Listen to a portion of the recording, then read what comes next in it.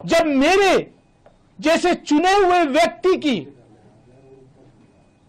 स्थिति आज इस देश में यह है, तो एक आम आदमी की स्थिति क्या होगी। मुझे उम्मीद है कि मेरे साथ न्याय होगा। आदरणीय स्पीकर साहब कार्रवाई करेंगे, नहीं तो मैं भरे मन से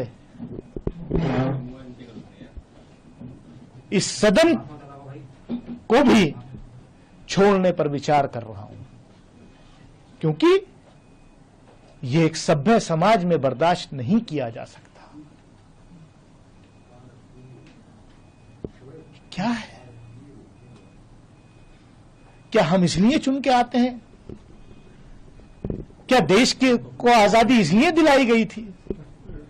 क्या हमारे पुरखों ने कुर्बानियां इसलिए दी थी इस देश की आजादी के लिए कि जब हमारे प्रतिनिधि चुन करके जाएंगे तो उनको यह सुनने को मिलेगा?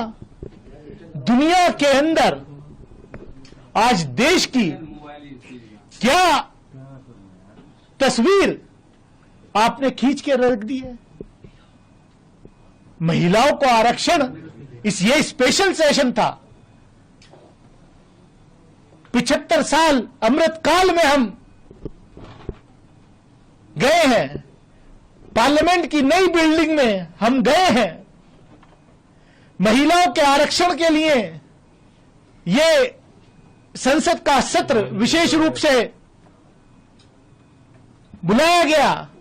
वो आरक्षण कब मिलेगा? 2029 में लागू होगा, 2034 में होगा या 2047 में होगा? अभी उस पर सवालिया निशान है, मैं उसमें नहीं जाना चाहता।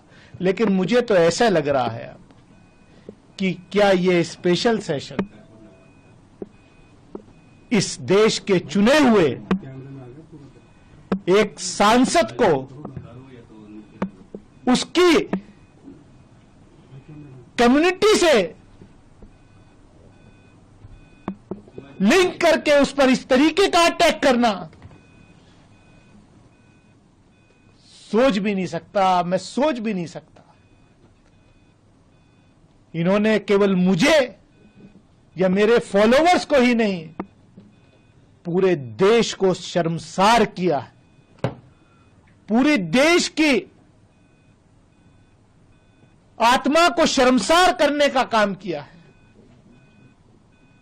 अब बस देखना इतना है कि रमेश विदुड़ी जी के खिलाफ, honourable member of parliament Lok Sabha के खिलाफ, उनकी पार्टी कोई कार्रवाई करती है या नहीं, या देश ये इंतजार करे कि कब उनका प्रमोशन होकर के उनको केंद्रीय मंत्रिमंडल में शामिल किया जाएगा। क्योंकि शायद ये कंपटीशन हो गया है भाजपा के नेताओं में कि आप ऐसा कीजिए, आप ऐसे बयान दीजिए। पहले तो संसद के बाहर ही होते थे, अब संसद के अंदर भी मारने की धमकियां दी जा रही हैं। बाहर तो धमकियां बहुत बार नेताओं ने, इनके मंत्रियों ने, सबने दी हैं। लेकिन ये सोचना पड़ेगा कि हम इस देश को अमृत काल में किस तरफ ले जा रहे हैं।